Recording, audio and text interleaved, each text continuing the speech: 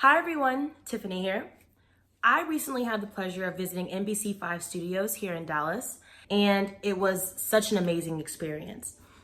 As an aspiring producer, it was really great to be able to see a newsroom in action and see what goes on throughout the day.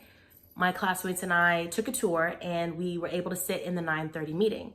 Following the morning meeting, I was able to sit down with Kristen Dickerson, a weekend anchor and special assignments reporter, Eric Kreinler, an executive producer, and Poinisha Barnes, who produces for the 5 p.m. and the 6 p.m. show. The three of them gave me great advice on being a new producer and how to make sure that my career is successful. Right. Okay. Right. Keep it simple.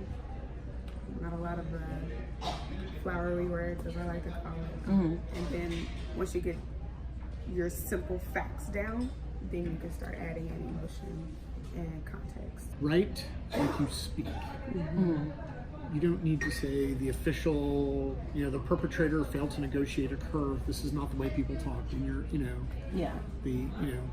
the guy got away because he was being chased is kind of how people speak.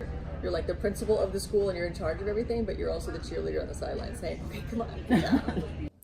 As I said before, Poinisha produces the 5 and 6 p.m. newscasts, so she was able to let me know exactly what it is a producer does every single day.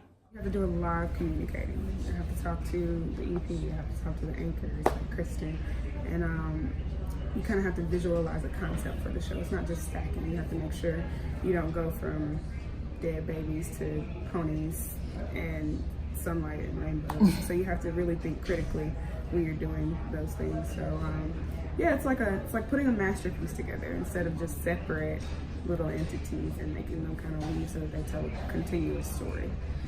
Poinisha also mentioned the differences in producing for different newscasts during the day. When I was on the 5 p.m., I had to think about what the 4 p.m. was doing and what nightly news was doing. So it's all like what happens next and what has happened before. All those thought processes have to go into what you do. I've accepted a position as a producer for KNOE in Monroe, Louisiana. My show is going to be 2 hours in the morning from 6 a.m. to 8 a.m. And as a new producer, I wanted to know the best way to attack those 2 hours to get people engaged for the entire time. In that morning period is more people are joining you as it gets later. So you have to make sure you're refreshing stories and coming up with, new stories, and you don't want to just go all national stories. It's got to have a nice balance and a nice mix. No one is sitting down at 6 or 7 o'clock in the morning just like eating their porridge. They're like running around wrangling children, trying to iron clothes or put their briefcases together or whatnot. No one's going to be sitting down watching unless they hear something that you've written and they're like, oh, and they lean over. Really letting moments, like especially the obsession of time, is also letting moments like happen. Like if you have